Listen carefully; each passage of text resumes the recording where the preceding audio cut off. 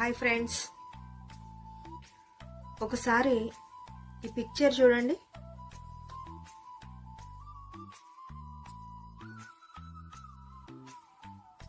చూశారు కదా? సడన్ గా ఈ పిక్చర్ని చూస్తుంటే ఏమనిపిస్తుంది? ఎవరో ఒక వ్యక్తి నీటిలో కూర్చొని ఒక బుక్ చదువుతున్నాడు అనిపిస్తుంది కదా. కానీ వాస్తవానికి అక్కడ మనిషి లేడు, బుక్కు లేదు, ఏమీ లేదు. ఆ వాటర్లో అన్నీ రాళ్లే ఉన్నాయి.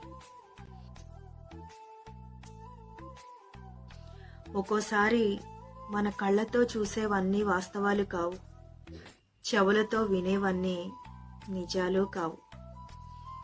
ఎవరిని తెలియకుండా జడ్జ్ చేయకండి. ఈ పిక్చర్ చూడండి. కొన్నిసార్లు మనం వింటున్నది చూస్తున్నది నిజం కాకపోవచ్చు.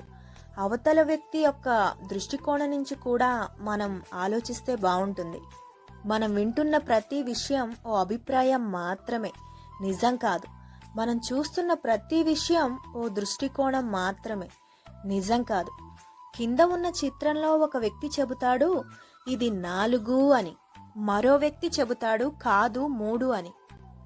అప్పుడప్పుడు అవతలి వారి దృష్టికోణం నుంచి కూడా మనం ఆలోచించాలి.